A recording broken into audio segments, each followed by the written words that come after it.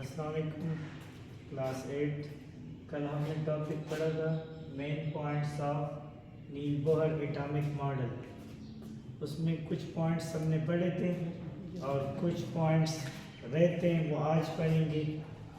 उसमें first point है, मैं दोबारा रिपीट करता चलूँ कि नील बोहर एक डेनिश साइंटिस्ट थे।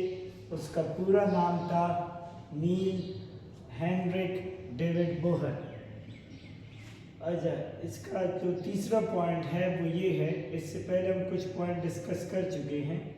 तीसरा पॉइंट ये है कि जब इलेक्ट्रॉन जंप करता है from higher shell to lower shell to lower, तो ये क्या करेगा, एनर्जी लूज करेगा। जब इलेक्ट्रॉन हायर शेल से यानी न्यूक्लियस से जो दूर शेल होता है उससे जंप करता है लोअर शेल में, जो न्यूक्लियस के करीब शेल होता है, तो ये क्या करता है, एनर्जी को लूज करता है।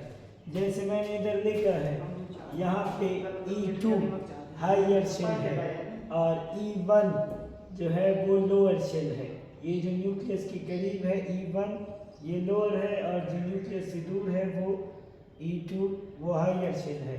ठीक है, इसके बाद का जो पॉइंट है वो ये है कि इलेक्ट्रॉन जब लोअर शेल से हायर शेल में जाता है तो ये एनर्जी को क्या करता है, गेन करता है।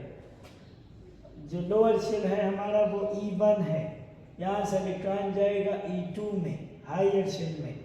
यानी जब इलेक्ट्रॉन न्यूक्लियस के करीब होता है तो उसको जब हम दूर ले जाएंगे तो फिर हम इसको एनर्जी देंगे, क्योंकि न्यूक्लियस का होल्ड होता है, उसके ऊपर स्ट्रॉन्ग फोर्स ऑफ अट्रैक्शन होती है। तो न्यूक्लियस के होल्ड से निकालने के लिए हम इसको क्या करेंगे, एनर्जी प्रोवाइड करेंगे। लेकिन जब ये न्यूक्लियस से दूर होता है, नीचे की तरफ आता है, तो फिर ये क्या करता है, एनर्जी लूज करता है। फिर इसके बाद क्या होता है कि हमारे पास दो स्टेट बन जाते हैं, एक लोअर शेल के अकॉर्डिंग स्टेट बन जाता है और एक हायर शेल के अकॉर्डिंग स्टेट बन जाता है। तो एनर्जी में फ़र्क आ जाता है दोनों शेल के बीच में। तो फिर इस एनर्जी डिफरेंस को हम लिखते हैं delta E is equal to E2 minus E1। अब इसके बाद जो पॉइंट है वो ये है कि इलेक्ट्रॉन कैन नॉट स्टे और रिजाइड बिटवीन टू शेल या टू ऑर्बिट या टू एनर्जी लेवल। इलेक्ट्रॉन दो शेल के बीच में कभी भी ना हरकत कर सकता है और ना स्टे कर सकता है, यानी ठहर सकता है। यहाँ पे मैंने स्ट्रक्चर बनाया हुआ है, ये दो शेल हैं जो ब्लू लाइन है, ठीक है, और इनके दरमियान मैंने इलेक्ट्रॉन लेकर साथ में रेड मार्कर से मैंने क्रॉस किया है, तो दरमियान में इलेक्ट्रॉन नहीं आ सकता। इलेक्ट्रॉन हमेशा सर्कुलर पाथ में होता है, जिसको हम शेल कहते हैं, ऑर्बिट कहते हैं या एनर्जी लेवल कहते हैं। तो ये जो इलेक्ट्रॉन जो शेल में है इसको मैंने टिक मार किया है, यहाँ पे इलेक्ट्रॉन होता है, यहाँ पे वो क्या करता है, सर्कुलर मोशन करता है, लेकिन दो शेल के बीच में कभी भी इलेक्ट्रॉन नहीं हो सकता। इसके बाद का जो पॉइंट है वो ये है कि जब तक as long as electron revolve around nucleus, जब तक इलेक्ट्रॉन न्यूक्लियस के इर्द गिर्द गोल मोशन करता है, सर्कुलर पाथ में हरकत करता है, इट विल नॉट गेन और लूज एनर्जी, तब तक ये ना तो एनर्जी गेन करेगा और ना लूज करेगा।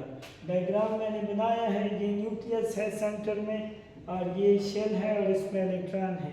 तो इस शेल में इलेक्ट्रॉन जब तक इस तरह सर्कुलर मोशन करता है तब तक ना इसको हम एनर्जी देंगे और ना ये एनर्जी क्या करेगा, लूज करेगा। इसके बाद जो पॉइंट है वो ये है कि angular momentum of electron is integral multiple of n divided by 2 pi. Angular momentum बराबर होता है mvr के, m stand for mass, v stand for velocity और r स्टैंड फॉर रेडियस। ये इलेक्ट्रॉन है, ठीक है, इस इलेक्ट्रॉन का मास होता है, वेलोसिटी होती है न्यूक्लियस के इर्द गिर्द जो हरकत करता है, और न्यूक्लियस से इसका डिस्टेंस होता है रेडियस। तो इन तीनों को हम क्या कहते हैं, कलेक्टिवली एंगुलर मोमेंटम कहते हैं।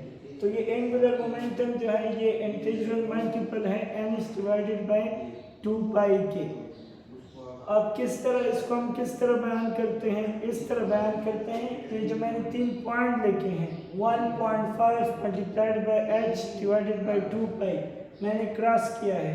आपके पास डेसिमल में नहीं हो सकता एंगुलर मोमेंटम, यानी जो इलेक्ट्रॉन का मोशन है, सर्कुलर मोशन है एक पाथ में, वो आपके पास डेसिमल में नहीं हो सकता, हमेशा होल नंबर में होगा। जैसे हमारे पास n स्टैंड फॉर 1 2, तो इस तरह जब हम h डिवाइडेड बाई 2 पाई की वैल्यू से मल्टीप्लाई करेंगे तो हमारे पास एक वैल्यू आएगी, ठीक है। तो एंगुलर मोमेंटम असल में गोल मोशन को कहते हैं इलेक्ट्रॉन का, जो वो न्यूक्लियस के इर्द गिर्द करता है, और ये हमेशा क्या होता है, होल नंबर में होता है, डेसिमल में आपके पास नहीं हो सकता। Thank you. अगर कोई क्वेश्चन हो तो आप लोग पूछ सकते हैं।